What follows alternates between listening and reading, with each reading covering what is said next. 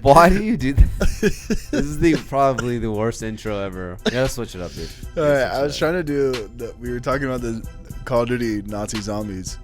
I was trying to do the electric. I think you've ran out of guns. Yeah, no, I really have. You really have, dude. Okay, I'll do it. I'll redo it. We're on episode Ready? 70, right? Wait, 71? I'll redo it. There's just only so many noises you can make. Welcome to the AVG Fantasy Football Podcast. This is Season 3, Episode 71. That's probably why we're losing subscribers. My name's Michael Marcanio. I'm here with my boy, also known as your boy T. Your boy T. Tyler Revelis here. Tyler Revelis. We're talking fantasy football. Starts, sits for Week 10. We're telling you who to play and who to fade. Who we love this week, and who we don't really. In these episodes, we do. There's the obvious guys. You're starting DeVante Adams. We're not going to waste your time or our time by telling you to start guys like DeVante Adams. You're starting Josh Allen. Yeah, these are. You're starting Josh Jacobs. Yeah, these are guys that you're gonna kind of be on the fence on, and we're trying to do our best to give you our input on as to how we think they're going to do going into this week. I can't believe it's NFL Week 10. There's only 7 more weeks of the regular season, 6 more for fantasy football. It's clutch time. If you're 4-5 like me in one league, you need to make some moves and win some games. This is a very important week for a lot of fantasy football players. So let's get it together, baby. Let's win them outright, huh? I guess 4 weeks. I guess you got 4 weeks, and then if you're in the playoffs, then it's week to week, baby. Forgot week, Listen, 10, bro, 11, at the end 10, of the day, 12, 13, 14. all you got to do is get into the tournament. All you got to do is get into the playoffs, because I've seen it where the 6 seeds won. I've won it as a 6 seed personally, and then I've also seen it where like the 1 seed, who's just this powerhouse team, they get the first round bye, and their team puts up a dud in the first round, and they lose in the semis. So it doesn't matter how good your team is or is not. All that matters is that you get in the playoffs, and then once you get in the playoffs, it's a race for, I guess if you get a bye, it's not 3 wins, but it's a race to get 2 or 3 wins. It's literally a 3-game mini season. So all you got to do is get into the playoffs, and then it literally is any man's game. Anybody. If you haven't subscribed to us on the Apple Podcast app yet, go ahead and do that. If you are already subscribed, go ahead and unsubscribe and resubscribe. That helps us a lot. If you haven't left us a rating or review, go ahead and do that on the bottom of the Apple Podcast app. That helps us out big time. Big time. Follow us on Instagram, Twitter. Subscribe to us on YouTube. We have full video format. We actually play highlights while we're going over these players, so it gives you a little bit more visual aid as to who we're talking about and how they'll do that week. It's we put a little bit of work into it. So if you want to help us out, go check it out. It's nice. We do that for you, baby. Yeah. So follow us on Instagram or Twitter. I'm going to start doing, because we get some questions asked to us. Sometimes people just direct message us or post it on our Twitter, whatever. So I'm going to read a question before we fully start the episode, go into the starts and sits. So I'm going to do that now. Oh, also, if you want to easily navigate through the episode, you want to skip through when we start talking about a certain player, we have a table of contents that's in the description with all the timestamps of when we talk about these players, at what point of the episode. So if you don't have time for the entire podcast, totally understandable. Go ahead and take advantage of that. All right, but let's get into this Q&A real quick, and we'll do that, and then we'll go into starts and sits. Baby, do you want to hit that real quick?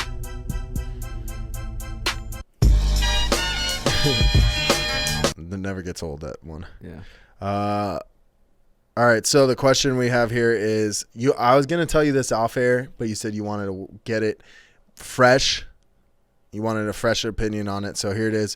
It's between Darnell Mooney, Tim Patrick. He's looking for a flex spot here. Tim Patrick, Danny Amendola, AJ Green, and Josh Reynolds. Which 2 would you play? Which 2? Yeah, 2. Yeah. Damn, this must be a deep league. Yeah, it's a league that we extended benches on. I'm actually in this league with this person. Oh, nice. Well, I think if Tim Patrick is to play, you got to monitor his health. I think he played last week, but he's been battling some injuries.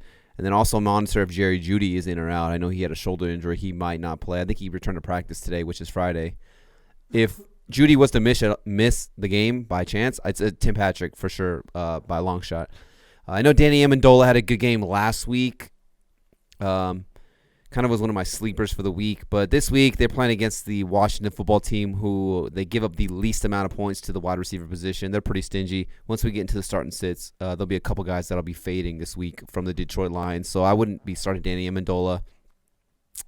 What was the other? Darnell Mooney, AJ Green, Josh Reynolds. Okay, AJ Green is shocker or surprise. AJ Green's going to be one of my fades, so I would be fading AJ Green. I'll go over that. Like Mike said, if you want to go into the table of contents and see why I'm fading AJ Green this week, go check that out. So I'll be fading AJ Green, Darnell Mooney, and then what was the last guy again? Sorry, I keep brain farting. Josh Reynolds. Yeah. Josh Reynolds will be another guy where Cooper Kupp, he's dealing with a wrist injury. They're expecting him to play. If he doesn't play, though, I would for sure be dialing up Josh Reynolds and Tim Patrick. Josh Reynolds has been getting some targets. Last 2 games, 8 targets, 9 targets. So that one's a little, tricky. But like I said, if Cooper Kupp is out, I would lean Josh Reynolds. Darnell Mooney's nice, though. I mean, it's the guy, like I said, he's one of Dre's dudes, a rookie. I mean, blazing speed, good route runner. There's a couple of these routes, if you see him on like Instagram or Facebook, like you'll see him just making some of these DBs, Carlton Davis, Jalen Ramsey. He's literally just making them look silly as a rookie coming into the NFL. So he's a nice option, but I think the weather in Chicago is supposed to be pretty windy and cold, so that one's a little iffy. I would be starting Tim Patrick, and then I would be leaning towards Mooney or Josh Reynolds. If Kupp is out, I would go Reynolds. I like it. Those are some tough ones right there, because I feel like all those guys are kind of like in the same tier of it's pretty tricky right there. I was gonna ask you one more real quick. We got in a standard league, play Jerick McKinnon or Mike Davis. Standard league, Jerick McKinnon or Mike Davis, huh? Yeah, Jerick McKinnon or Mike Davis. I think my mic might have cut out. Yeah. Cut out. That one's tough. I mean, they're saying Jerick McKinnon's going to get a healthy workload after resting his legs. I mean, last week he got the full workload, not JaMychal Hasty. Mike Davis, obviously, he's going to get some type of he's going to see a good amount of work as well with CMC going to miss this game due to the shoulder injury. Another shocker or spoiler alert, Mike Davis is Anthony, a.k.a. Billabong boy. That's one of his fades. He was saying more fading in terms of like standard leagues, just because he wasn't getting the yardage. Which is what this is. And the Buccaneers weren't putting up enough points. That one's tough right there because McKinnon should be utilized in the passing game as well as running the ball. The Saints are a tough run defense. The Buccaneers are one of the best, if not the best, run defenses. That one's pretty tough. I'm going to think that maybe the Panthers can at least be somewhat competitive in this game and, being at home, whereas the Niners are minus 10. I mean, the Saints are minus 10, so they're slated to be getting blown out. The Niners are. So maybe they abandon the run a little bit more and they have to pass to keep up with Drew Brees and the Saints.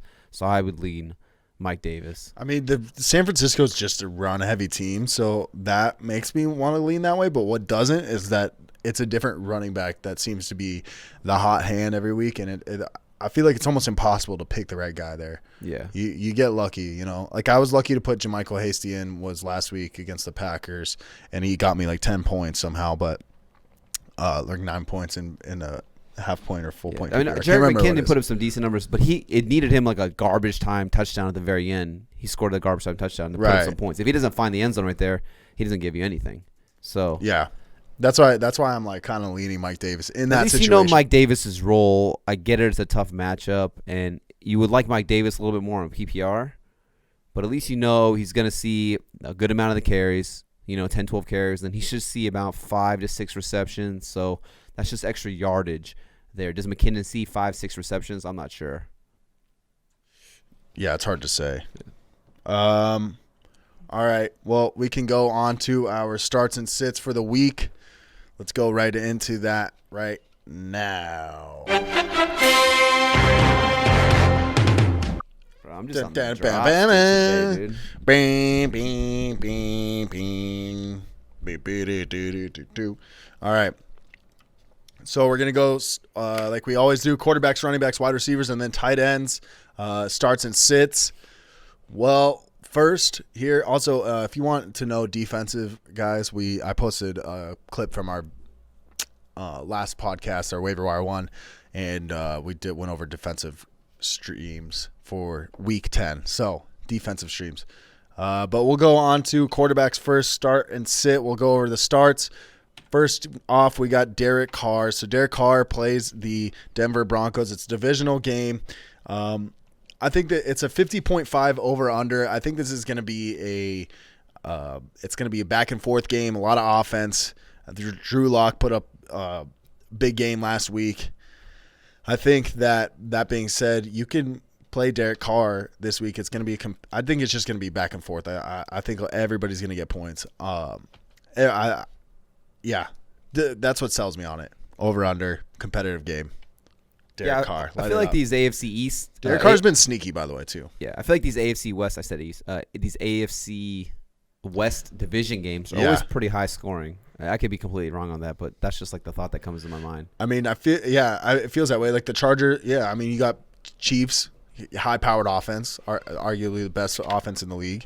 You got Derek Carr, the Raiders actually have been putting up a lot of points this year. Chargers have been letting up a lot of points, so they have to return. Justin Herbert slinging the ball like crazy. Yeah, I mean, you're not wrong. Broncos, when they're healthy, they can put up a decent amount of points. Yeah, for sure. Okay, we can move on to start Derek Carr. I like it. You can pick him up on the waiver wire too. If you need to stream somebody, maybe if Big Ben doesn't play, if that's like your secondary. You got Mahomes on a bye. Yeah, Matt Mahomes on a bye. Go ahead. You got Matt Ryan on a bye. Pick up this AFC West quarterback right here. I did in a couple leagues. We'll go on to your guy, Jared Goff. Yeah, Jared Goff was my guy. He was one of the hot waiver wire pickups of the week. If you listen to the waiver wire episode, hopefully you went out and grabbed him. Yeah, I love Jared Goff this week. He's at home, playing against the Seattle Seahawks. They're coming off a bye, so it's a division game, but they've had extra time to prepare for this Seahawks defense that is not very good at all. The Seahawks have actually allowed every quarterback they've faced to score 19 or more points in standard passing leagues. That's crazy. Every game but one. So they're not very good at stopping the quarterback. And in 5 of their 8 games, they've given up 24 or more points to the quarterback position. Just not a good defense, the Seahawks over here. I mean, they've giving up the most passing yards in the league, and they're giving up the most completions in the NFL as well. So with the extra time to prepare, I like to believe in Sean McVay and Goff to be able to get it done against this Seahawks defense. I like Jared Goff a lot. I actually like all these receivers in the game too. Cooper Kupp and Robert Woods. I mean, those guys are smash plays. And then even Josh Reynolds could be a sneaky flex play as well, especially if Cooper Kupp was to miss. Then Josh Reynolds will be boosted into like a top 25, top 30 option. Yeah, definitely. I'm not a big Jared Goff fan, but I can definitely see the argument. The Seahawks defense is horrendous. They should draft players with more than one hand. Okay. We'll go on to the sits. Whoops. What are we doing here? Hold on. God, that's annoying. Hold on. Sorry. We'll go on to the sits here. For quarterback, we got Lamar Jackson. That's crazy to say to sit him.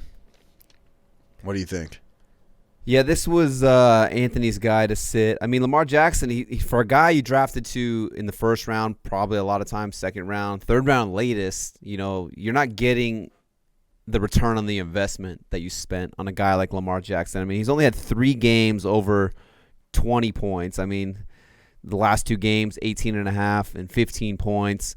He's just not getting it done. I kind of said, if you want to check out we did a last episode where we did some players to try to trade for and acquire for your playoff run. Lamar Jackson was one of those guys, actually, but I just think the playoff schedule and the remaining schedule outside of this game is pretty nice for Lamar Jackson. They are starting to incorporate him a little bit more, 16 carries and 13 carries in his last 2 games. But yeah, I mean, this weather is supposed to be really rainy and windy.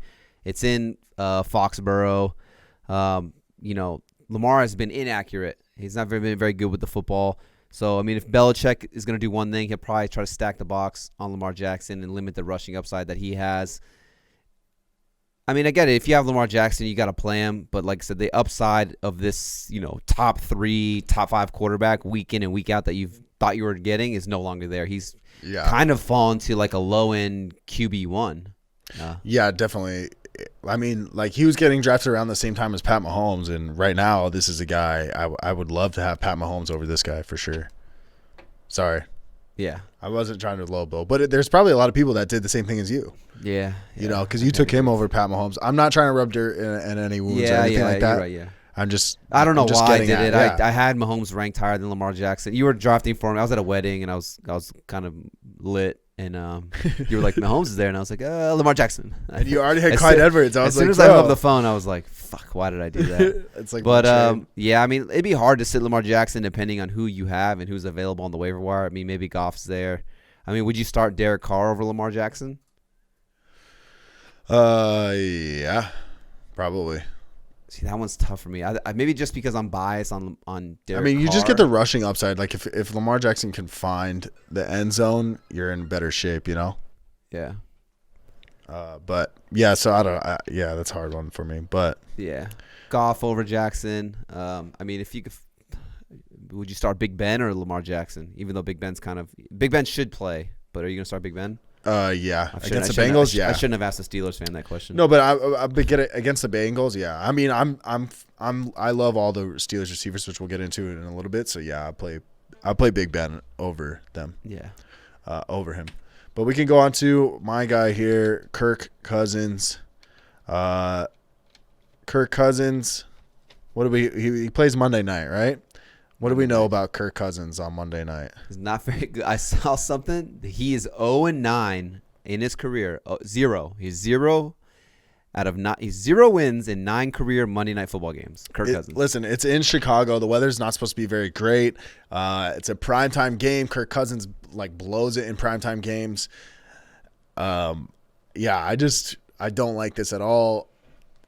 I think that there's going to be a lot of people that might be thinking, oh, you can maybe stream him if you have Matt Ryan or if he's your second quarterback between Matt Ryan. I don't think Justin Jefferson's going to go put up this big game with Kirk Cousins. I don't think Adam Thielen's going to have a very good game. So yeah, count me out. Numbers don't lie, right? Yeah. I'm good on this, Yeah, Kirk Cousins. Yeah, the weather, the weather's going to be cold and windy. And it's in Chicago. That Bears defense is definitely one of the better defenses in the NFL. I think they're going to get after Kirk Cousins on Monday Night Football. Yeah, and plus the Bears. Yeah, right. The Bears defense is really good. Yeah. And this guy Khalil Mack, he's mucho pretty good. He's pretty good. All right, well we can go on to our last sit here. This is your sit. You got Matthew Stafford. We like this guy at the beginning of the year. Yeah, I mean it sucks when you lose a guy like Kenny Golladay for. I think this is now the 4th game that Kenny Galladay's been out for in the season. So I mean, you lose a guy of that caliber. I mean, we've seen it with Matt Ryan. He loses Julio Jones. He's not the same. We saw it with Drew Brees. You lose a guy like Michael Thomas. You're just not the same. I mean, even Rodgers. When he loses Devontae Adams, it's not the same because these guys are their go-to security blankets. So a guy like Galladay's not there. Obviously, it hurts Matthew Stafford. This Lions offense has just been inconsistent at best, in my opinion. But yeah, I don't like Stafford. I feel like I talk about Stafford every week. One week it's sit him, one week it's start fade him. He's just been all over the place. But I mean, he just has no upside. He's playing against the Washington football team. They've been pretty stingy against the pass. They've given up the fewest passing yards in the NFL, the Washington football team. And they're also really good at in terms of pressuring the quarterback, the 4th most sacks for the Washington football team. Kerrigan, Chase Young, those guys, Montez Sweat. So I'm expecting them to be able to get in Stafford's face and pressure him pretty good. And then just hashtag interesting stat right here. In the games without Kenny Golladay in his career, Matthew Stafford averages 13.6 fantasy points with no Golladay. Galladay's been ruled out with the hip injury. I just don't like it. There's just no upside here for a guy like Matthew Stafford, who has had 2 or less passing touchdowns in 6 of his 8 games.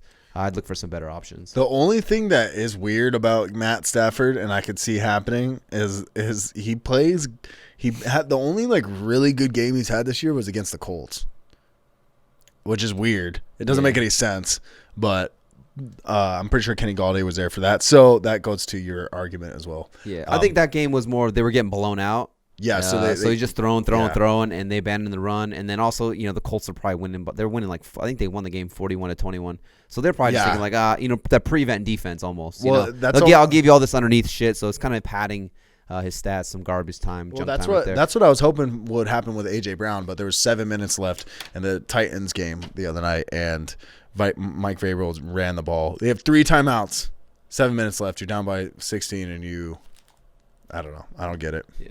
That's just me. Yeah, don't play Stafford. Okay, so we can go on to our running backs here.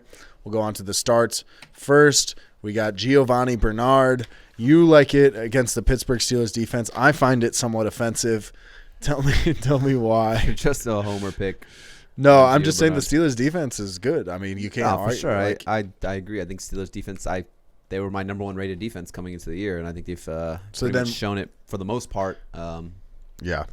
But, I mean, you can't deny the volume that Giovanni has been getting since Mixon's been out. Mixon is slated. He's doubtful, but he hasn't practiced all week, so it's doubtful that Joe Mixon will play again. So you'll see a lot of Giovanni in this game. But in the 2 games without Mixon, Giovanni has seen 18 touches in both games, and he's got 3 touchdowns total in the last 2 games, a receiving touchdown in both games. He's a guy who can get incorporated. Maybe on the ground he doesn't give you a ton. Maybe he only gets you 12, 13 carries on the ground for 40 yards. Nothing impressive. But he can get you another 4 catches for 40 yards through the air, which should be able to give him a safe floor. And then if he finds the end zone, which he has 3 times in the 2 weeks without Joe Mixon, he should have a nice safe floor there. He's a good RB2 option or a nice little flex spot. I get it. The matchup is tough against the Pittsburgh Steelers. But, I mean, look, a couple little dump-offs. He's a good safe floor in PPR leagues. Yeah. He's available in a lot of leagues. I'd still go get him. Who knows what's up with Joe Mixon's foot? I mean, it could. Yeah. I mean, a lot of people are expecting Joe Mixon to be back this week, and he's not. He's not even practicing. So, is it more serious than we're being led on to? It could be. And until further notice, Giovanni Bernard is the lead running back on one of the pass happiest teams in the NFL, and in the 2 games that Mixon hasn't been there, he's had 20. And 21 and 23 PPR points. On the pass happiest? Yeah, one of the pass happiest teams, yeah. So, and I mean, because Gio's a good pass catching back, so. Right. Yeah, go get Giovanni Bernard. I mean, he's worth a bench spot at least until Mixon comes back. I'm with it. Do it. Put him on your team. All right, we'll go on to the Denver Broncos running backs, Melvin Gordon and Phillip Lindsay. The Raiders' defense is not the best. I'm saying more Melvin Gordon here. I think it's just a great matchup against a not so good Raiders defense. I don't know if you agree on that one too, but yeah, I'm surprised. I thought it was going to be harder to start Melvin Gordon in a lot of games, but yeah, I've been proven wrong. I mean, this is a full running back by committee when Melvin Gordon and Phillip Lindsay are there. I mean, they're pretty much splitting snaps like 55-45. It'll be like 60-40. And sometimes it's like literally 50-50. But, yeah, I would feel comfortable playing Melvin Gordon in this matchup. I know he hasn't been performing too well lately. And then even Phillip Lindsay, I know he hasn't been getting a ton of touches.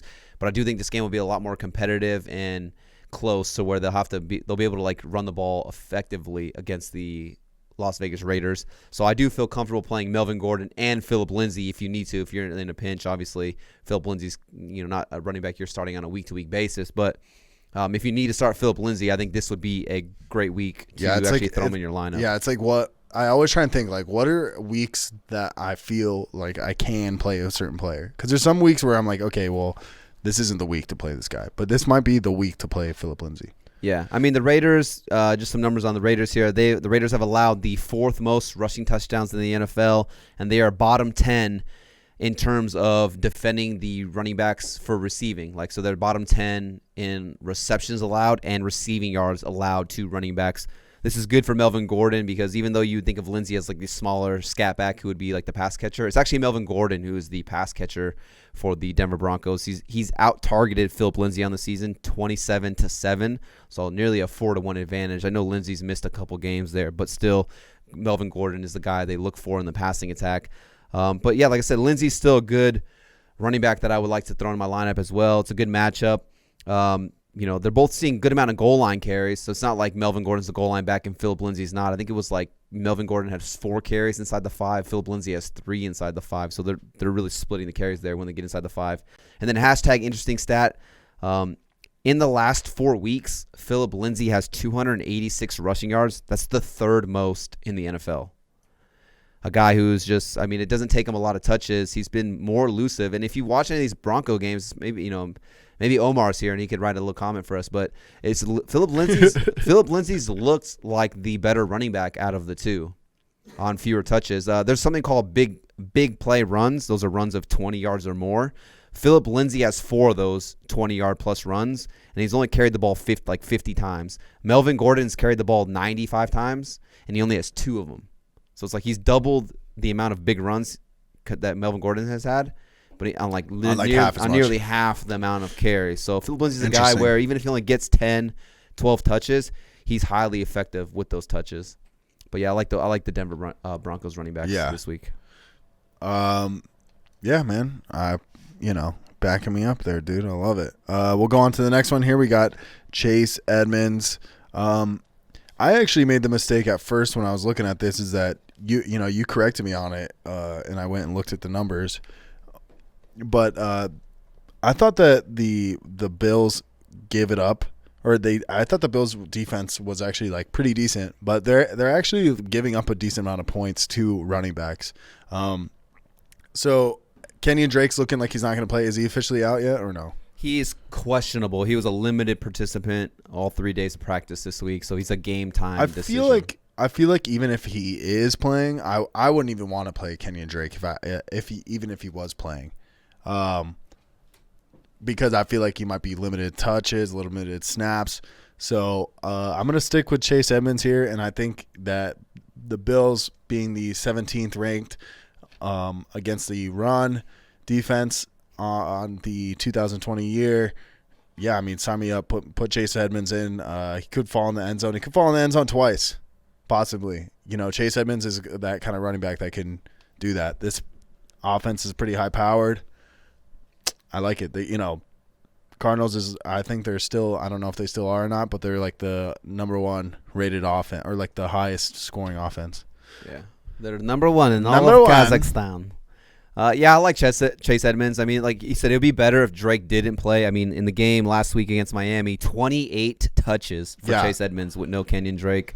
But we were expecting that to see him get all the rushing work that Drake was getting. And then I just feel Chase Edmonds, a guy who's he's incorporated in the passing game as well. Even if Drake is there, I agree with you. I would still be willing to start Chase Edmonds. Kenyon Drake, and I'm one of the biggest Drake. You could play Drake. I'm one of the biggest Drake truthers. Like, he was one of my highest guys I was on. Like, I just thought the ceiling was through the roof. It's almost like I look at the name Kenyon Drake different than I looked at it in the beginning of the year. It almost feels like 2 different players. Yeah. But what I was gonna say before you cut me off. Sorry. Sorry, I was just thinking too. But yeah, I was super high on Drake. I'm a Drake truther, but he hasn't looked that good with 2 ankles, with 2 healthy ankles. I get it. He was in a walking boot before the season started. He tweeted out, "Oh, don't worry about it. It's just a precaution." Yada yada yada. But he hasn't looked that great on 2 ankles. Now you're telling me my guy is on like 1.5 ankles.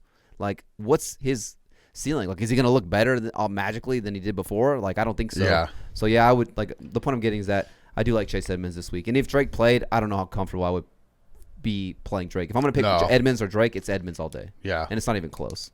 Not even close. Drake stinky. Okay. We'll go on to Leonard Fournette. This is one of yours right here. This is my guy right here. I think it's the first time I was like, hey, start at Fournette this week. Yeah. You love it. Yeah. But, Fournette, I get it. It's kind of crazy because Rojo was hot like Hansel, 3 straight 100-plus yard rushing games, and then Fournette comes back, and it's like it just all collapsed on him. Ronald Jones, a couple fumbles here and there, so he gets in the doghouse, and then Fournette has taken over that pass catching role, like that LaShawn McCoy role of being the pass catcher in the third down back over there. But since Leonard Fournette has come back from the ankle injury. He's outsnapped Ronald Jones in 3 straight games. This is a good matchup right here against the Carolina Panthers. They've allowed 4.6 yard per carries. Like I said, Fournette more of the pass-catching back over Ronald Jones. He's out-targeted Ronald Jones 19-10 since his return. This is good because the Panthers are terrible in terms of defending the running backs in the receiving game. The Panthers have given up the most receptions to running backs, and the Panthers have given up the 5th most receiving yards to running backs. Yeah, I like Leonard Fournette this week. I think he finds the end zone, puts up a good, solid total amount of scrimmage yards. You'll be happy with Fournette as a solid RB2. I love it. I have him in a league. I almost got rid of him for nothing. I'm happy I didn't. You panicked, Vito. Yeah. Vito, Las Vegas. Yeah. Anyways, we'll go into the next one here. We got Matt Breida. Matt Breida has one of the hardest last names to spell. I always get it wrong. Yeah. Whenever I'm typing anything up. Yeah. It's E before I, except after D. Dude, you know what's funny is I type so much of this wide receiver, running back. Like I know how to spell wide receiver. You would think it's IE, but no, it's EI. Yeah. Maybe I'm stupid. I always get that wrong too, though, and then I'm like, oh shit. You want to hear something weird? Quarterback is one word. I knew that. But running back is 2 words. Why? Dude, you learn something every day on this podcast. Isn't that weird? Dude. Not only fantasy football, you learn life. Well, lessons. I mean, I know what it is. Like running is technically a verb. Versus quarter is a noun. Got a good brain. Yeah. So all right, Matt Breida. So this, and I'm gonna say before I get into why I feel like you can start Matt Breida, this is a risky play right here. This is more of like, hey, I'm in a pinch. I need a running back. There's no one out there. I mean, maybe you got Gurley on a bye. You got CEH is on a bye. I can't remember who else is on a bye this week, but maybe you just need someone. Maybe at CMC you didn't pick up Mike Davis. Like, I just need some running back. Gurley. Yeah. But yeah, Breida he practiced all 3 days this week in a limited capacity. He's dealing with the hamstring injury. If he plays, I would feel comfortable as a Dolphins fan. I think, in my opinion, that Matt Breida would be the guy. I mean, we saw last week Jordan Howard. We kind of called it. He would be the guy to come in, get you a couple of yards, and then fall in the end zone. That's exactly what it did. Patrick Laird was just non-existent. I think he had like 1 target. He just wasn't incorporated. They had the rookie who was elevated from the practice squad, Salon Ahmed. I can't even pronounce his name right. I'm butchering that for sure. He was the more explosive back, but you're telling me that he was more explosive than Jordan Howard and Patrick Laird? Okay, cool, dude. Like, me and you can go out there and be more explosive than those running backs. They're not very good, to be honest. No offense to those guys. Matt Breida has been the main backup to Myles Gaskin. I mean, it's been the Myles Gaskin show there in Miami. He's been getting 60+, 70+% of the snaps, but Breida's been the guy who's been getting 30+% of the snaps. So if Breida's healthy and he plays, I would expect him to be the main running back in this offense, and they would incorporate him in the passing game a little bit more. I mean, Gaskin was getting around 5 to 6 targets a game. Last game, only 1 target to the running back, maybe 2 at tops. I do think Jordan Howard still gets incorporated if they get close to the goal line, and so Jordan Howard could snake some goal line touches here. But I do like Breida. It's a good DFS play, by the way. Yeah, I do like Breida to get the majority of the work, and it's a decent matchup. Since their Week 6 bye, the Chargers have allowed over 100 rushing yards in all 3 games, and they've allowed 4 rushing touchdowns to running backs during that 3-game stretch. So it's a good matchup for him. Yeah, I like my Breida. Nice. DFS play. Yeah. Sleeping on it. I like it.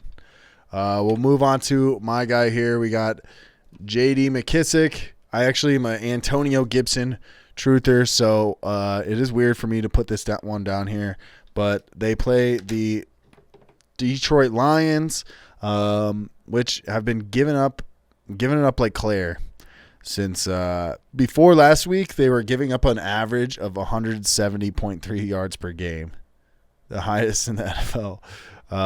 And when they play the Packers, they gave up 259 rushing yards, which is insane. So that being said, Alex Smith also likes to target J.D. McKissick in the passing game. So I think that you could play J.D. McKissick, especially in PPR leagues. I think both of these guys. I'm not saying fade Antonio Gibson. I'm saying both of them can definitely have a great game this week. Yeah, I mean, we've seen when Alex Smith comes in, he hyper targets J.D. McKissick. It's like he's not going to run the ball. Maybe he's just afraid to get hit, Alex Smith.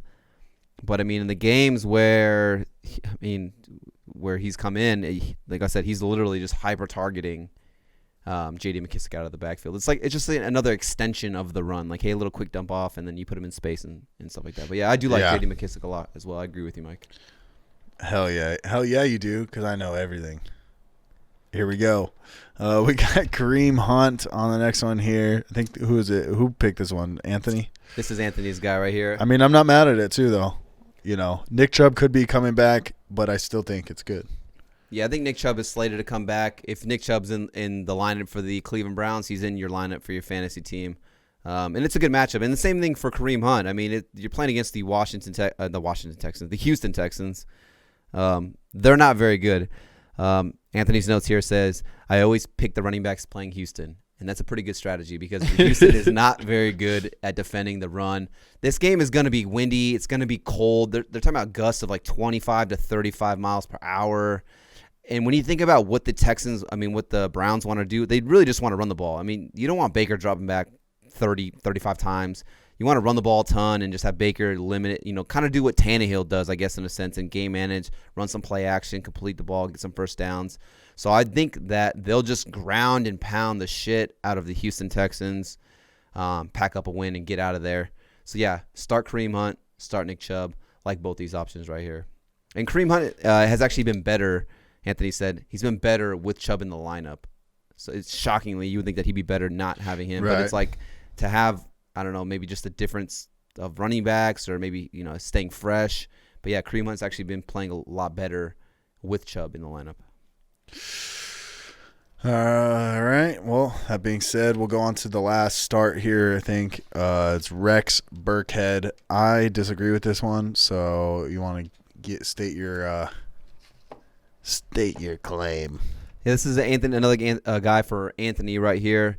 This is more of like a speculative start. This is more due to if Damien Harris, who's been limited in practice all week, if Damien Harris does not play with the chest injury that he suffered on Monday Night Football, he would be out. You still got Sony Michel on IR if he doesn't get activated. I mean, the only running backs there would be Rex Burkhead and James White, and then Cam Newton obviously is a running back pretty much.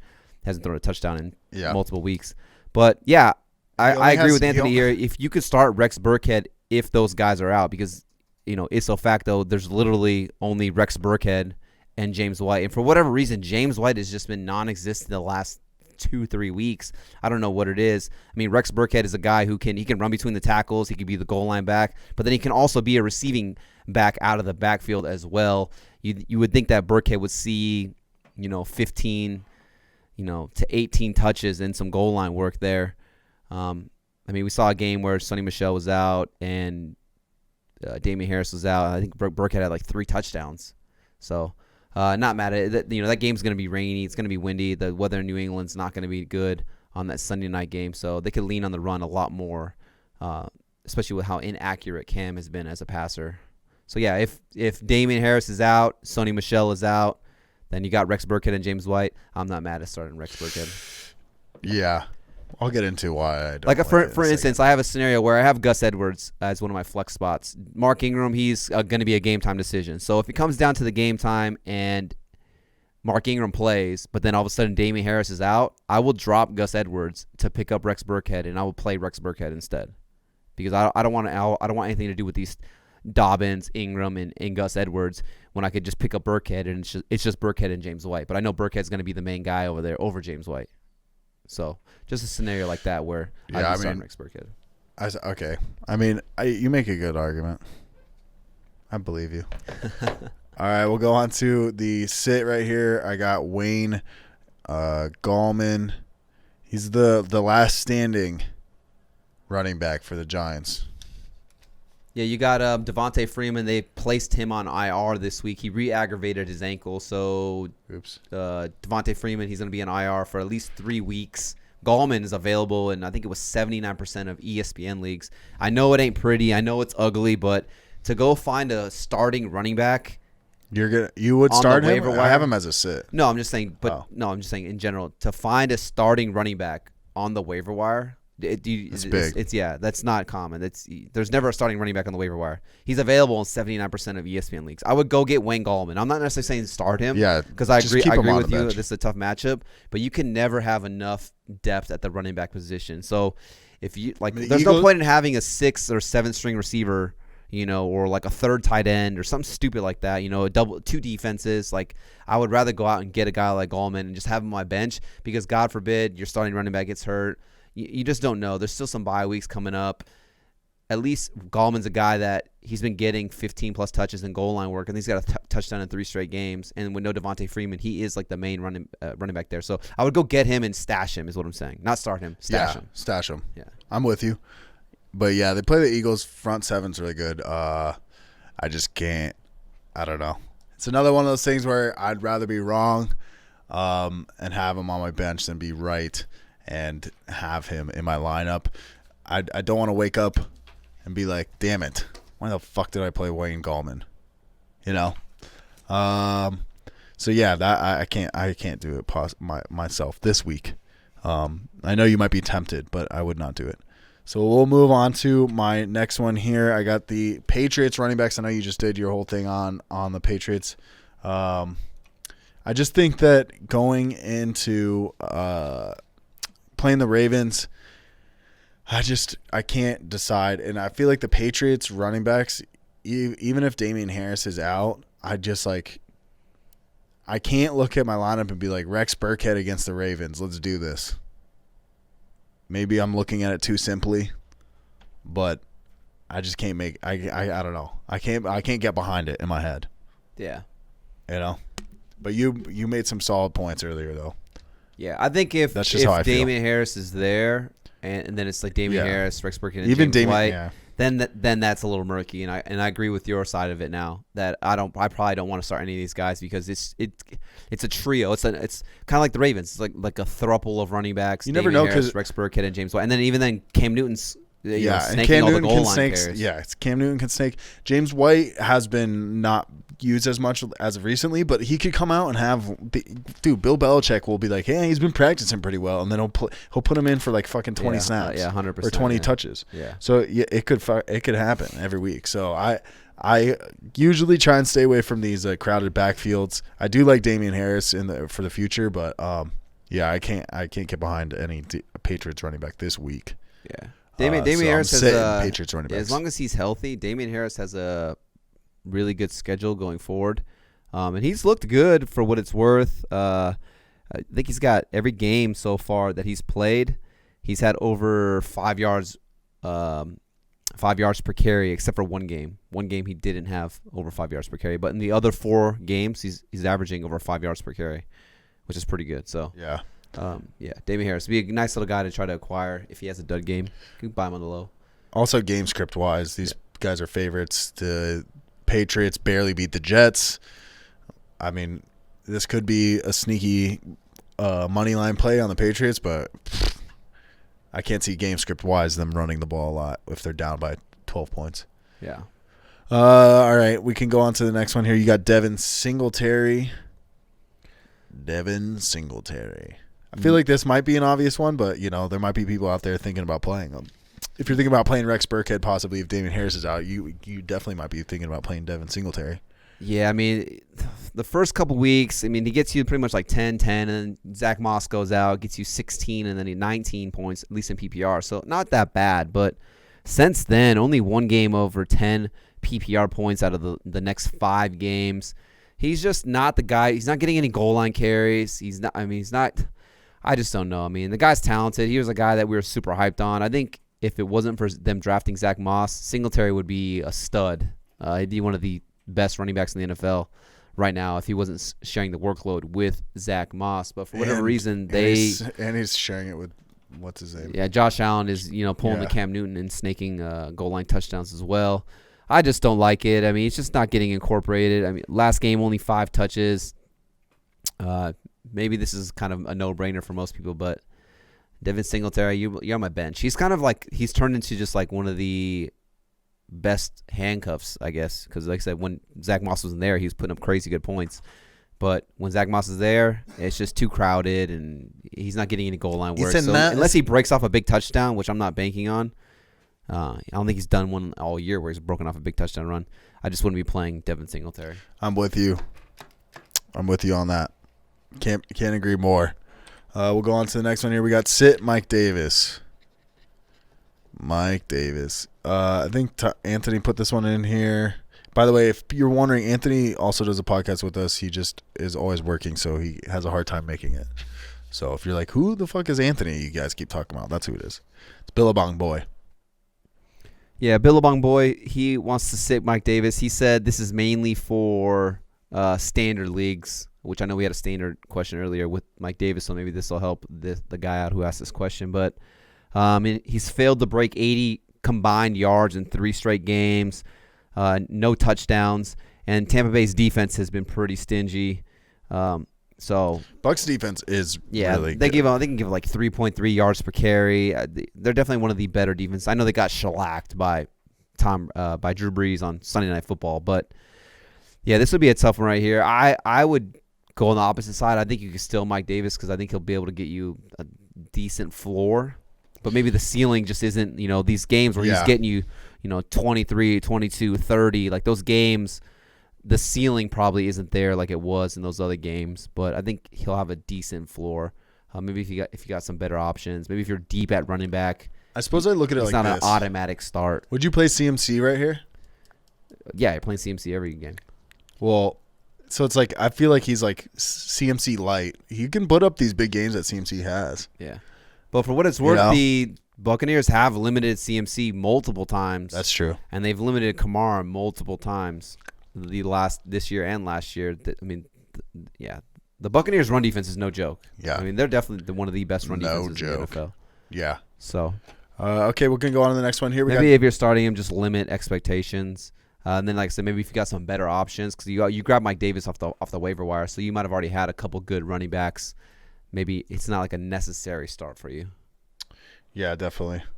All right, we can go on to here. We got Deejay Dallas. This is more like Seattle Seahawks running backs, I think, but it's very complicated what's going on over there. It seems like every week. I don't know who's going to be the starter here. Carlos Hyde and Chris Carson are both questionable. They're like game time decisions, from my understanding. So yeah, this is sit Deejay Dallas. Anything else? This was another one from Anthony. He wrote here. It said a timeshare, and the Rams defense is pretty good. They've had time to prepare for them right there. Deejay Dallas, outside of scoring these touchdowns, he hasn't really put up any kind of like yardage. He's gotten you 58 total yards 1 week, but he gets 2 touchdowns and 5 catches, so that kind of saves the day for you right there. But then last week against Buffalo, which you can run on Buffalo, I'm not sure why they didn't just try to ground and pound more. Maybe because Buffalo was just shellacking them. They had to abandon the run game and kind of throw the ball up more. But only 39 total yards against them. Travis Homer came back. He's more of the pass-catching back out of the two between Deejay Dallas and Homer. If Chris Carson is there, you're playing Chris Carson 1,000%. I'm not getting cute with that. But yeah, if Carlos Hyde and Chris Carson are out, then you'll see a mix of Deejay Dallas and Travis Homer. So yeah, Bill Bumboy says sit Deejay Dallas. Now, what if all 3 of them are out? It's kind of just Travis Homer. You just maybe ipso facto, last man standing, going to get all the volume. He's a capable pass catcher. You feeling comfortable playing him? And I think the over/under is like 55 or something like that.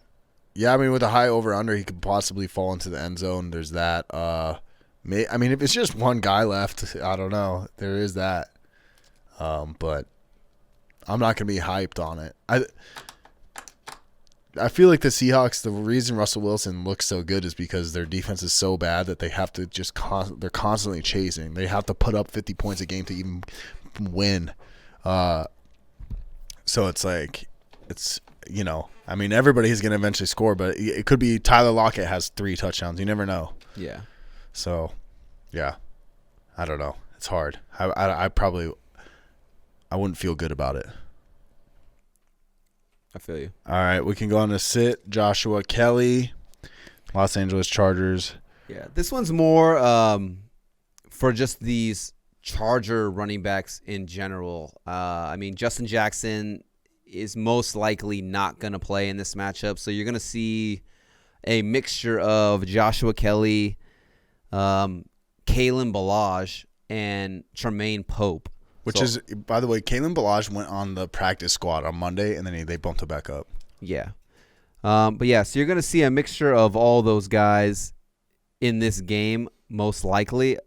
I just want nothing to do with it. I get it. Kalen Ballage looked pretty decent, finds the end zone, but it was against the Raiders.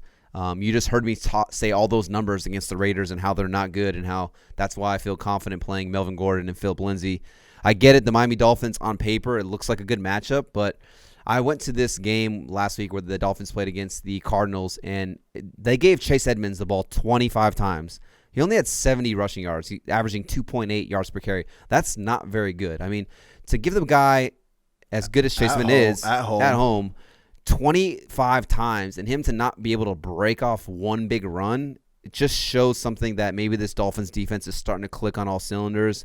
I mean, you're finally getting both those lockdown corners. You got Shaq Lawson, Emmanuel Ogbah. He's been doing pretty good.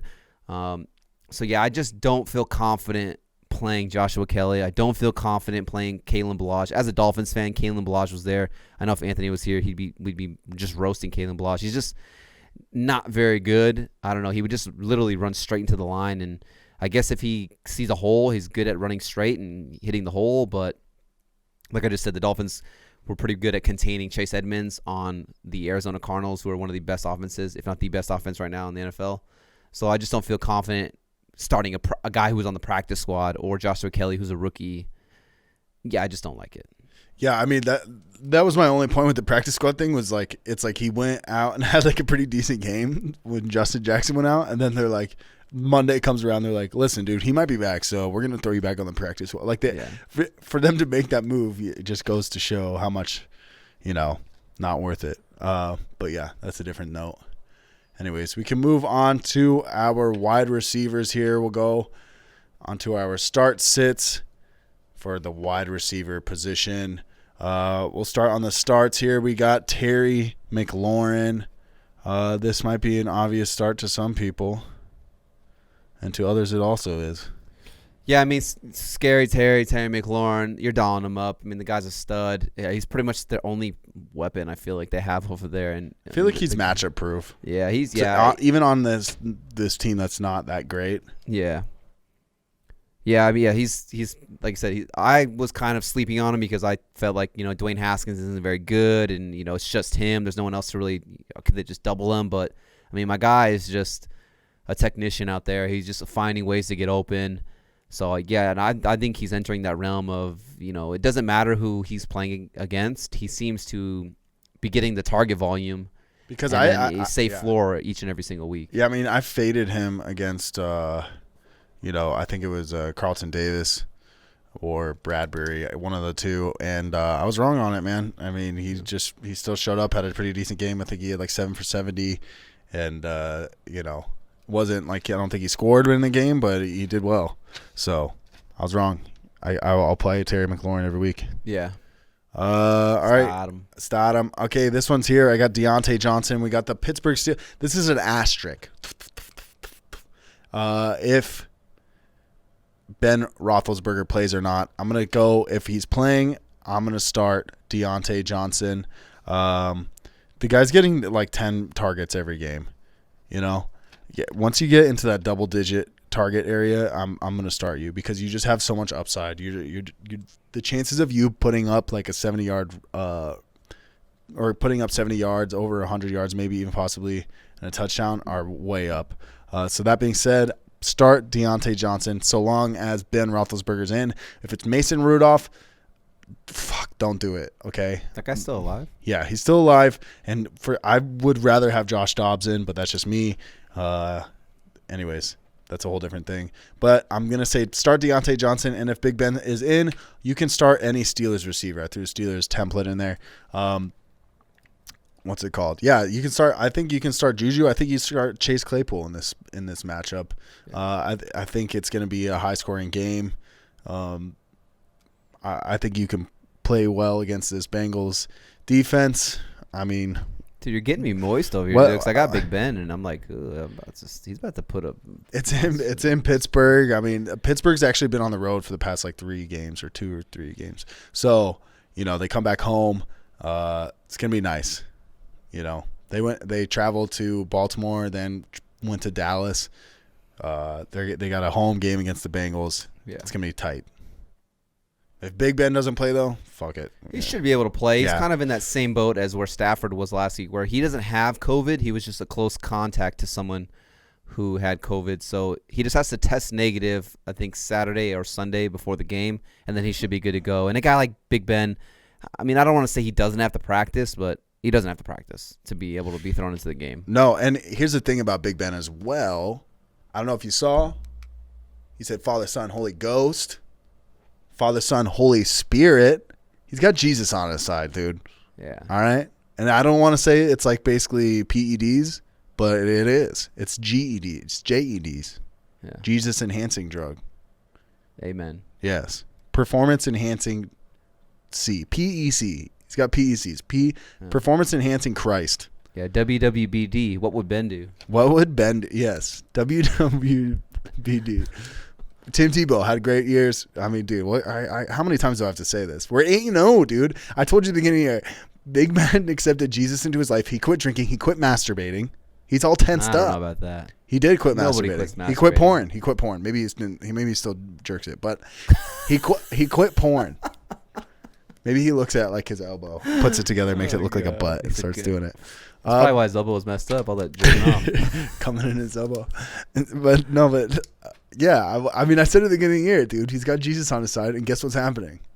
They're winning 8-0. The Steelers have never gone 8-0, right, which is a weird. Off the Steelers dick, sorry. All right, we'll Steelers fan right here. Start Christian Kirk. This is another. This was me. Okay. We'll go on to Christian Kirk here against the Buffalo Bills. Christian Kirk's had a pretty good past couple of weeks. Surprisingly, he came out. I think he started it all against the Seahawks. Had a pretty big game there. And then has been kind of rolling with it ever since. So playing against the Bills, I think he really spreads out the offense. I don't know. I feel like this offense, I'm almost starting everybody right now. I might start Andy Isabella. Yeah, you and Anthony both like Christian Kirk. He was a guy last week I didn't like. I thought he would see a lot of Xavier Howard or Byron Jones. Xavier Howard actually shadowed DeAndre Hopkins for majority of the game. Christian Kirk, he had that long touchdown against Byron Jones. I don't want to say a busted coverage, but they pretty much sent the house and left him one-on-one, and he pretty much just ran right by Byron Jones. But, I mean, Christian Kirk was a guy where I think coming into the season we just weren't hyped on the touchdown upside. But never been able to score a lot of touchdowns. But, I mean, he's had a touchdown in 3 straight games, and he's had 12 or more PPR points in 4 straight games. You're going to see Tre'Davious White, who's one of the best defensive backs in the NFL. He's going to be shadowing D-Hop this game. So could we see another big game from Christian Kirk? I'm not mad at it. Yeah. I mean, the guy's been Hansel so hot right now. And sometimes you just got to ride the hot hand. Yeah, I couldn't agree more. Like it really was. That was like the thing that turned us off of him last year was the lack of touchdown. Yeah. But that's not the same guy this year. Yeah. Play him, start him. All right, we'll go on to your guy here. We got DeVante Parker. Yeah, I'm dialing up DeVante Parker. No Preston Williams? There's a guy last week where I felt like I was seeing a lot of things like, oh, don't start DeVante Parker. He's going to see Patrick Peterson. Like, oh, fade DeVante Parker this, fade DeVante Parker that. And I came on, and DeVante Parker was one of my starts for the week. Puts up a decent stat line. I think you can see like 6 catches for 67 yards. So nothing sexy, but if you're in a PPR league, is a nice little floor right there. But, yeah, DeVante Parker. Start him again this week. I know people are saying, oh, it's going to be a tough matchup against Casey Hayward. I don't know why people keep saying, like, oh, don't start DeVante Parker. He's going to be shadowed by this guy. Like, he literally went against the Defensive Player of the Year the Defensive Player of last year in a must-win game for the Patriots, and he destroyed Stephon Gilmore. He destroyed him. So it's like he's one of those guys where, like we said, Terry McLaurin, he's just kind of matchup proof, in my opinion, as long as he's getting the target volume, which he should. Because last year, when Preston Williams went down in Week 9, Parker saw 10 or more targets in 6 of the remaining 8 games. It's 2020. In Week 9, Preston Williams is hurt again. So he's on IR. He's going to be missing at least 3 games. I think DeVante Parker is going to be, it's a fact, though. He's like the last remaining guy there. Preston Williams on IR. They traded away Isaiah Ford, who was kind of like the slot guy. I mean, Albert Wilson and Allen Hurns opted out. I mean, you got Jakeem Grant. He's like a little scat back guy, though. I mean, how incorporated is he going to be? So I think DeVante Parker's a guy where Tua's going to have to lean on him, and he should see, 8 to 10 targets in a game. And in games where this season where Parker has seen 7 or more targets, he's scored 12 or more PPR points in 3 of those 4 games. And like I said, he's one of those guys where it doesn't matter if he's open or not. You throw him the football, he's going to make the play on it. There's actually hashtag interesting stat right here.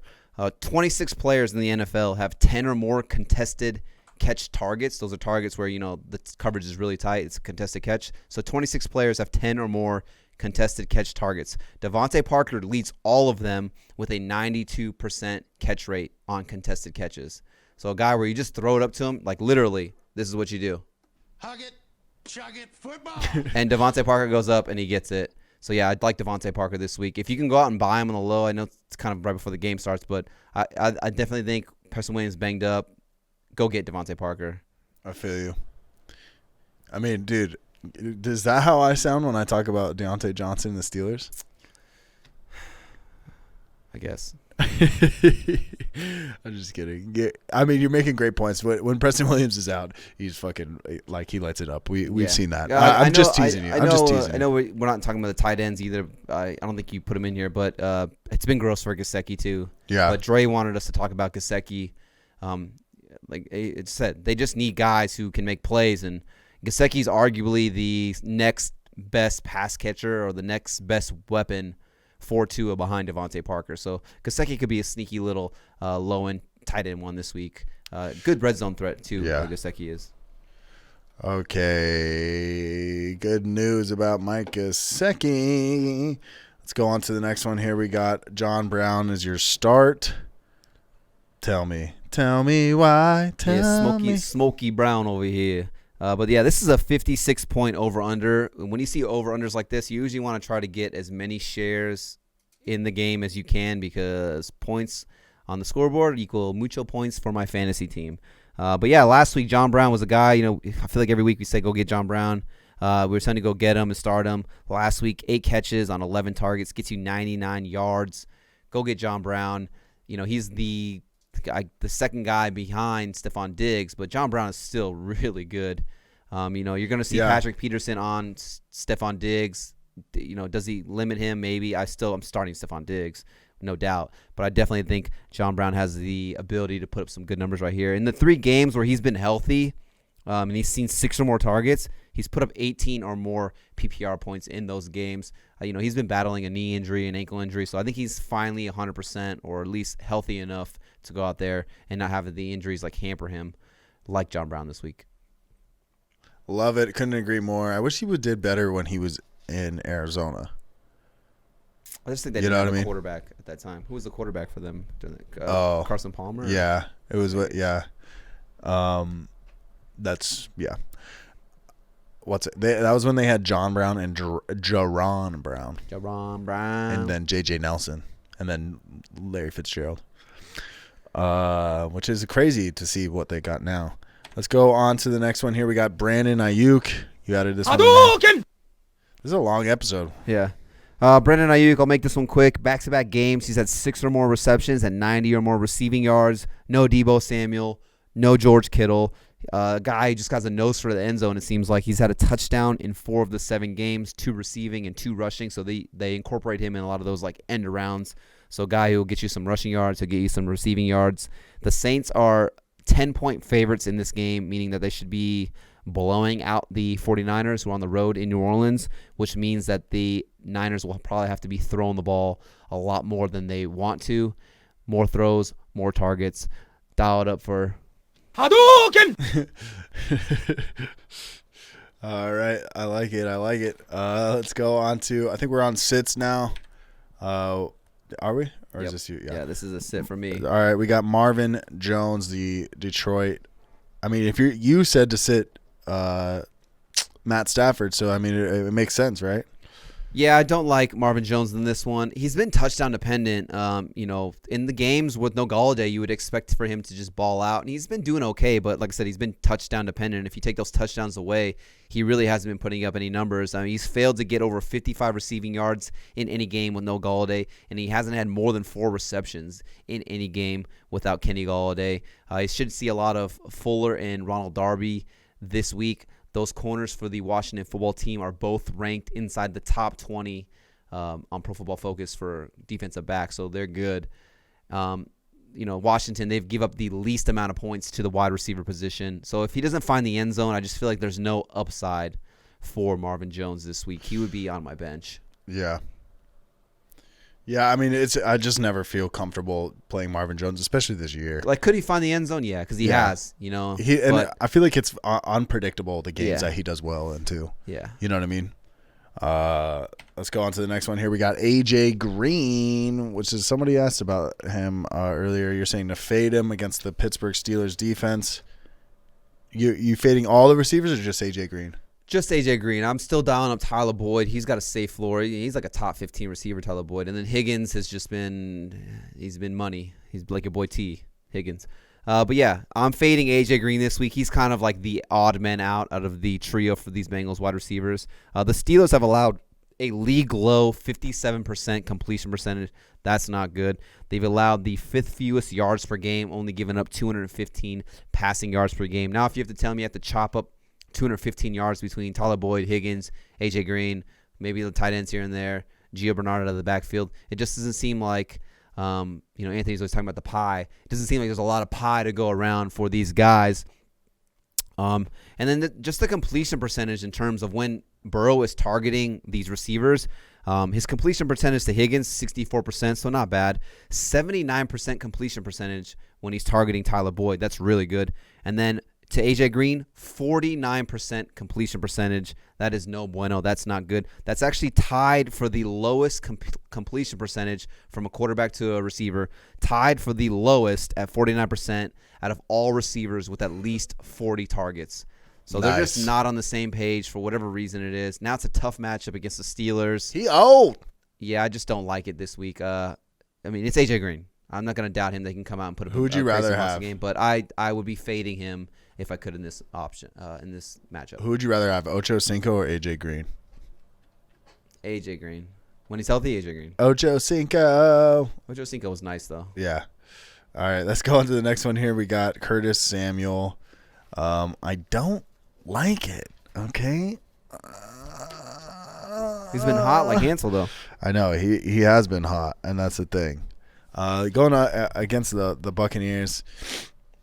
I think we've noticed that this defense is really good. The only thing that I could see happening is like Curtis Samuel seems to be doing more of these rushing plays. I think on one of these weird rushing like sweep action, whatever the fuck they call it, plays.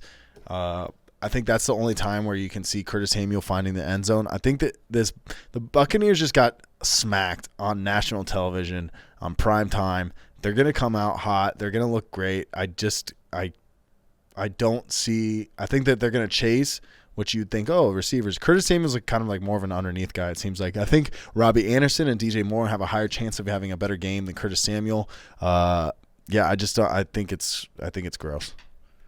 Yeah, I feel you. I mean, a guy who's been, like I said, he's been hot like Hansel the last couple weeks, but does he keep it going? I'm not sure. I don't know if I could be. This is one of those ones I could be completely wrong on, but just based off of how I've watched his Buccaneers defense play, I can't get behind it. I might sound like a Robbie Anderson truther and whatnot because I keep talking about how great he is, and I just think he has a way better boom capability. I think that you're just not going to see a big game out of Curtis Samuel.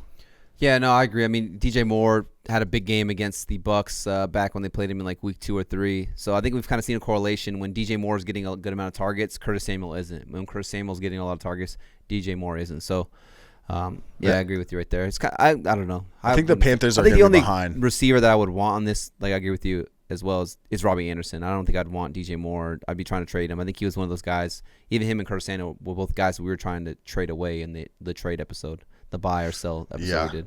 For sure. So, okay, we can go on to the next one here. We got Mike Williams, sitting Mike Williams, huh? This is your guy.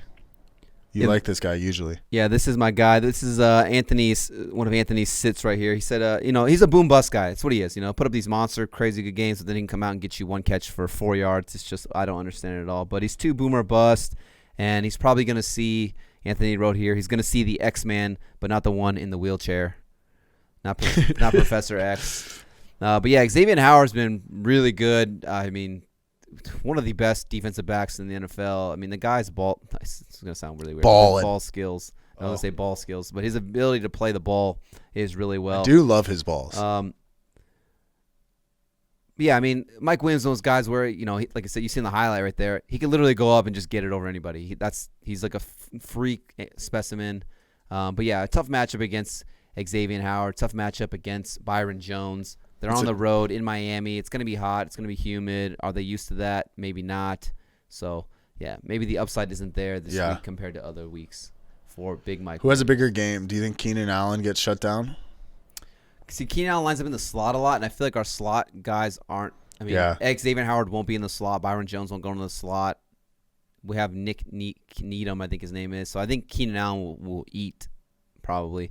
I think if the Dolphins can stop Keenan Allen, like literally if I'm the Dolphins, I'm putting a corner on Keenan Allen and I'm putting a safety over the top. Yeah. That's it. Because Mike Williams does just nonstop. I'm just doubling him the whole entire game. Beat me with Mike Williams, beat me with Hunter Henry with these garbage running backs you have here. I'm not going to let Keenan Allen get 10 catches for 120 yards and a touchdown or two. But I like it. Mike Williams low in wide receiver 3, maybe he's boomer bust. Yeah. Let's go DJ Chark here. There's a couple reasons. Like me, I don't have COVID, but I am sick. And so is DJ Chark this week. He's been sick. They're traveling to Green Bay. They're playing at Lambeau Field. You made this point, is they play in Jacksonville, which is in Florida, and it's very humid, it's very hot. They're not going to be used to playing there. They're traveling pretty far. Also, Gardner Minshew it might snow in Green Bay. Yeah, it's gonna be. I mean, it's supposed to be windy. Even if it's not snowing, it's fucking rainy cold or there. Snow. Yeah, it's cold in Wisconsin, dude. That place is so cold. Yeah. So yeah, I mean DJ Chark, and you don't have your boy Gardner Minshew throwing you the ball. So there's just so many variables. I know DJ Chark has a sexy name, but being sick, traveling very far, playing in a different weather, different quarterback, fucking get me out. I'm out. That's it. No more. Yeah, one thing that helps him is that Jair Alexander for the Packers, he's going to be out most likely with a concussion. So that helps DJ Chark's upside. But like you said, I mean, it's a rookie who's making his second start. There's a difference between playing at home in Jacksonville against the Texans defense that is one of the worst pass defenses in the NFL, to now you're traveling to Green Bay where it's going to be cold, it's going to be snowy, rainy, windy, all those things. And the Packers pass defense is actually one of the better pass defenses in the NFL. It's just not good signs for a guy like DJ Chark. I don't know how comfortable I would feel having a rookie quarterback making his second start, going out there throwing passes to my guy. I'm expecting the Packers to just shellac the Jacksonville Jaguars. I know this line is like -13, -14, but I think the Packers come out. Yeah, I think the Packers are just going to just destroy them. Very good. I think I can agree with you on that one. We got sit Adam Thielen. This one's I said to sit the Kirk Cousins going in prime time. So, I mean, if you do that magic, if you do that logic, you could sit Adam Thielen as well. Do you agree, or? Yeah, I mean, this is one of actually, I just had Theilin in the league, and I just did a little trade, so I'm kind of happy to get rid of him. Maybe it'll bite me in the ass, but who knows? He was one of those guys where we did the playoff episode where if players to try to target and players to try to trade away, Theilin was a guy that we were saying trade away. The playoff schedule is kind of tough for the quarterback and even the receivers in general. And it's been the Dalvin Cook show over there. I don't know what it is. Thielen, the last 2 games, he's been shadowed. It's kind of limited his upside. I know Dalvin Cook's been putting up a lot of points, but this week he should see a lot of Kyle Fuller. He's a pretty good defensive back for the Chicago Bears. It's going to be windy there in Chicago. It's going to be cold. But Theilin in the last 2 games, 3 catches, 27 yards, 2 catches, 38 yards. Didn't find the end zone either one of those. Some of these games, he's put up some monster games.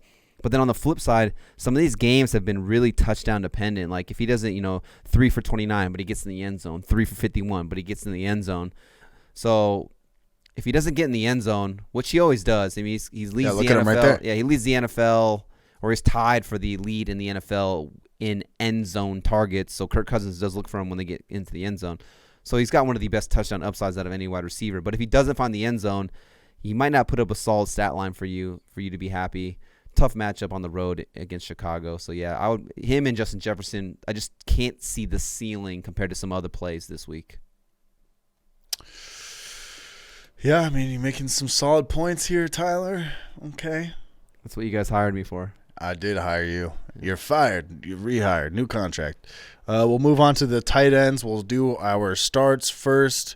We'll go with Austin Poopa Scooper. I hate this guy. Tell me why I should put him in my lineup.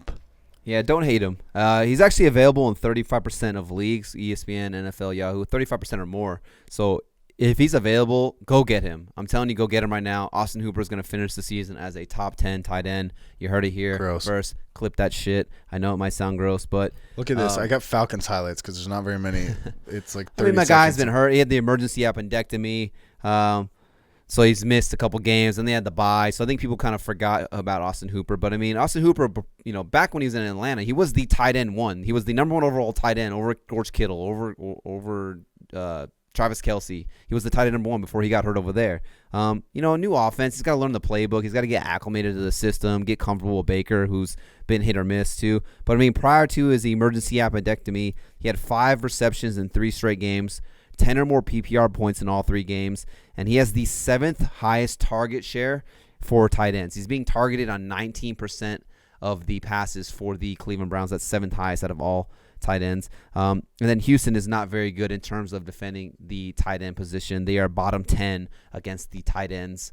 So, yeah, I like Austin Hooper in this matchup. Like I said, the Browns are going to want to ground and pound, play action, no OBJ. I mean, I'm not sold on Rashard Higgins. I mean, who's better? Yeah. Who you lean on, Rashard Higgins or Austin Hooper? I would personally lean on Hooper. Landry's still a little bit banged up, not 100%. So, yeah, I do like Austin Hooper going forward. I would go pick him up now, even if you have a good tight end. You're thinking maybe, hey, I don't need a tight end. I have a good tight end. Go get him because now you have trade equity. And the trade deadline's coming up in a lot of these leagues, so maybe you go get him.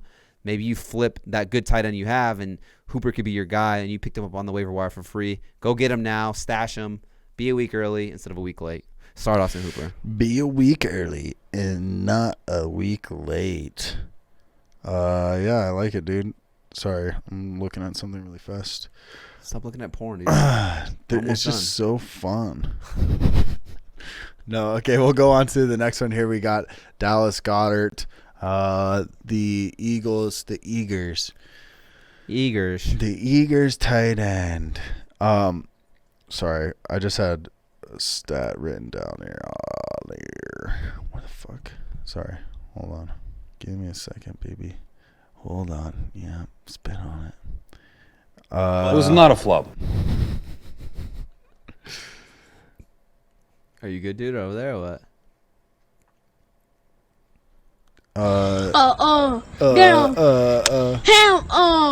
Fuck it. Look, Dallas Goedert's good. All right. I mean, you got to think. All right, he played 84% of the snaps before the bye. I get it. If you played him that week, he only got you 1 target. You're pretty upset, but Ertz is still on IR. You're getting Alshon Jeffrey, who's supposed to come back, but he hasn't played in fucking 10 years, it seems like. Rager's still a rookie. Fulgham's going to be shadowed by Bradbury, who's been pretty solid this season, the corner for the New York Giants, Bradbury is. But Fulgham's still been getting it done. I'm still starting Fulgham. But, yeah, I think Dallas Goedert, second game back after, coming off IR, you definitely like him right there. Yeah. Thank you. You're welcome. Well, the problem is that I wanted to pick Eric Ebron, but I didn't want to pick all these Pittsburgh players. I want to pick Steelers. I know. Well, then that's why I was like relieved when you picked that one, and then I, Panic threw one in there, so Dallas got it. But okay, go ahead with the Eric Ebron. I mean, yeah, Ebron, he's been hot like Hansel lately. He's played 84% or more of the snaps in 3 straight weeks. I'm not sure if Vance McDonald's going to play this week. Didn't he test positive for COVID? Or anyways, yeah, he's on IR. Yeah, anyways, Eric Ebron, he's been playing majority of the snaps. He's been seeing around 6 to 7 targets per game during that stretch. Even if Vance McDonald's playing, sorry. Yeah. But the Bengals, they're just bad against tight ends. I mean, they've allowed 6 touchdowns to the tight end position in their last 4 games, just in the last 4 games, 6 touchdowns. So they're just giving it up like Blair to the tight end position. They've allowed the 7th most receptions to tight ends and the 3rd most receiving yards to tight ends. Ebron, obviously is one of the best red zone weapons in the NFL. We saw that one year where he had the 14, 15 touchdowns, whatever it was, with Andrew Luck. I think, him and Big Ben, like I said, another guy with like Hooper, new offense, getting acclimated, got to get, build the chemistry with the quarterback, learn the playbook, etc. No preseason kind of hurts these guys, really stepping in on these new teams for their first season. But yeah, I think more and more we're seeing Ebron getting acclimated to the system. And there's a reason why they went out and got him in free agency. They could have just kept Vance. They could have went and drafted a tight end, but they were like, hey, we want Ebron here, just another weapon for Big Ben in the Steelers offense. I mean, if you think about it, besides Eric Ebron, the oldest receiver we have on the team is Juju. And he's like 22. He's 23, yeah. I mean, so it's like I feel like that's why they got Eric Ebron, is because they needed somebody who was more of a veteran almost. Yeah. Which is crazy to even say. But we'll go on to the next. All right, this is my sit here. I got Jared Cook. Dude, sorry, I'm writing down all this shit. We get over the hour mark, dude. Your boy gets a little Well, you're over here talking about Big Ben jerking off and like, oh, he's found Jesus. You went like a 10-minute rant about Big Ben and you're God right. and Jesus. You're right, but it's important. So this is where I got confused because I had my stats mixed up between Jared Cook and Dallas Goedert. But Jared Cook goes up against the San Francisco 49ers. The Niners have actually been pretty stout against the tight end position. They're only allowing 5 fantasy points per game on average to the tight end position. Okay? Michael Thomas is back. Derek Carr loves Michael Thomas. Derek Carr? Excuse me. Drew Brees. Derek Carr. I don't know why is everyone so fucking stupid? But Derek Carr might like him too. Derek Carr would like to have Michael Thomas. He did Derek Carr did like Jared Cook when he was there. I think he had I don't know, he had a ton of catches and put up some good points. No, I'm saying that Derek Carr likes Michael Thomas. Oh yeah, my bad. Drew Brees loves Michael Thomas. Michael Thomas is back. He's gonna get hyper targeted. It's gonna leave Jared Cook with less of the piece of the pie. They're stout against tight end positions, 5 points per game. That sounds terrible. I think the only way you come out of this feeling good with Jared Cook is if you get a touchdown. Yeah. And so that's about it. Touchdown or bust. Touchdown dependent.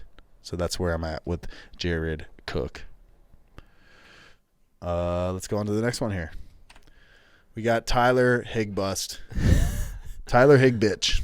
Yeah, this is Anthony's guy, Tyler Higbust. I know it's kind of hard because we're like, oh, start Goff, start all these receivers. But, Tyler Higbee has not been He's got the smallest piece of the pie. Yeah. He gets the crumbs in the tin after. Yeah. This is one of the guys where I feel like I was, sometimes we're right on guys, sometimes we're wrong. But I feel like this is one of those guys where I was pretty right on in terms of like I just didn't expect, he had that crazy end to the 2019 season, 100 yards in like 4 or 5 games or something like that, and I just didn't see it correlating and transitioning over into this year. I feel like the offense was just being ran differently for the Rams last year. But I mean, he hasn't had more than 60 yards in any single game, and outside of that touchdown game where he had 3 touchdowns in one game, he's had 0 touchdowns in the other 6 games that he's played. So there's just no upside there. Could he fall into the end zone? 100%. I mean, it's a good matchup for Goff. The Seahawks aren't very good in terms of defending the pass. So could Higbee fall into the end zone? Yeah, 100%. But and the track record of him, under 10 PPR points in 6 games, 6 of the 7 games under 10 PPR points. Yeah, that's terrible. Not very good. Go get Austin Hooper, who's probably available in your league, and I would play Austin Hooper over him. Yeah, I mean, the only time you were probably scared from what you calling him as a bust this year was like week 2 or week 3. Tyler Higbee had 3 touchdowns. I think that's the only touchdowns he's had pretty much the whole year. Yeah, only touchdowns. He's got 3 touchdowns in the year, and they all came in week 2 against the Eagles. That's like what you don't want in fantasy at all. Yeah. Because then you feel obligated to play that guy every week, and he's just not gonna give it to you. So we'll go on to Hunter Henry. This is one of our better calls, I would say. Yeah, I would say too. Let's go on to Hunter Henry. You're saying to Hunter. Yeah, I would say that word. Hunter. What do you say? Hunter? No, it's like a Viking. Hunter Henry. You're saying to fade Mike Williams. We're saying to fade Hunter Henry. It's all going to Keenan Allen. Yeah, well, I mean, Hunter Henry would be another like Jared Cook. He's like touchdown or bust for me. If he finds the end zone, he's probably, especially for tight end position. I feel like if any tight end finds the end zone, they're usually a top 10, top 12 tight end. But I'm just gonna bank on that he doesn't find the end zone. I mean, since week 2, he hasn't had more than 50 receiving yards in any game, and that's despite him seeing a healthy target share. I mean, he's been seeing like 7, 8 targets here and there, but has not had more than 50 yards in any game since week 2. Just not a good matchup. Miami's been pretty stingy to the tight end position. Miami actually hasn't allowed any tight end, just a team in general, like collectively, their tight ends collectively have not had over 50 yards. The Dolphins have not allowed over 50 yards to the tight end position at all. And then prior to last week against the Cardinals, the Dolphins have allowed 0 touchdowns to the tight end position in 7 games. They gave up 2 touchdowns to the tight ends over there for the Cardinals, who aren't known for having tight ends, but one of them was kind of like a gimmick play. They were at the 1-yard line, and like the tight end that is normally a blocking tight end. It wasn't even like Dan Arnold. He snuck out. Max Williams, he snuck out like a 1-yard little touchdown pass, like a gimmick play. And then another one was the tight end kind of ran a post, and it should have been picked, but he just out-muscled and out-bodied Byron Jones, and he literally ripped the football out of his hands and caught a touchdown. But nice. Yeah, outside of that, the Dolphins not giving up touchdowns to the tight end position. And Hunter Henry, only 1 touchdown on the season in 8 games. So I'm just saying all the arrows are trending down. I just wouldn't feel comfortable playing Hunter Henry this week. Go get Austin Hooper. I like it. He's probably available. Super, super good. I love it. I love it. And that does it for our starts and sits for week 10. That being said, that's all we got for today's episode. This is a longer one. We try and keep these under an hour, but sometimes, dude, this information's so hot, so juicy, we got to get it to our boys. Okay? So hot. By the way, I said something like really gets my wiener working in the last episode, and someone commented, gets your wiener working, and then they put sus. Fucking these goddamn millennials, they get me. Okay. But yeah, so check it out. We did an episode. It was part of the Thursday night preview. I think Mike might have clipped it, maybe not. I've been trying to get him to clip it, maybe not, but I don't know. Anyways, it's buy low. It's processing. It's just some players. The playoffs are around the corner. Maybe you're making that playoff push. Like Mike said, you're 5-4. You're trying to get in the playoffs, or even if you're a good team, maybe you're 8-1, maybe you're 9-0. Maybe you're 7-2, and you're looking good. We went over an episode of some players to try and trade for that have some juicy schedules down the stretch and in the playoffs, and then some players that have some big names, but the schedule remaining for them is tough, and then when you get in the playoffs, it's pretty tough as well. So some players that we talked about David you could Montgomery. Maybe flip, Adam Thielen, tough playoff schedule. So maybe you could flip these guys and acquire some other players who have some better playoff schedules. Because like I said, once you get in the playoffs, it's literally a free-for-all. Any team can win once you're in the playoffs. It doesn't matter your record. It doesn't matter how many points you've put up in the season. I've seen a team where a guy was the highest points scored in the league, and it wasn't even close. I think he outscored everyone by like 250 points. His team was just ridiculous, blowing people out every week. He got the first round bye. First game in the semis, his team comes out and puts up the lowest point total he put up in all 14 weeks, I guess if you want to count that matchup. And he got eliminated in the first round, and I think he was like 11-2 or something like that, and outscored everyone by 250 points. So it doesn't matter how good your team is. It doesn't matter how bad your team is. Just get into the playoffs, and anything can happen. So yeah, go check out that episode where we tell you who to acquire who to potentially get rid of. Yeah, I like it. It's a good point. To make notice of that. Go check that out. Anyways, that's all we got. Subscribe to us on YouTube. Like the video. Follow us on Instagram, Twitter. Send us your questions if you have them. Subscribe to us on the Apple Podcasts app. If you have already, go ahead and unsubscribe, resubscribe. Leave us a rating and review on the Apple Podcasts app. That helps us out big time as well. Hopefully this helps you out. We answered a couple questions as well. If you want to ask us questions, we can answer them on the next episode of the podcast. Just let us know. But just like that, start and sits are over. So us big boys are out. Hadouken!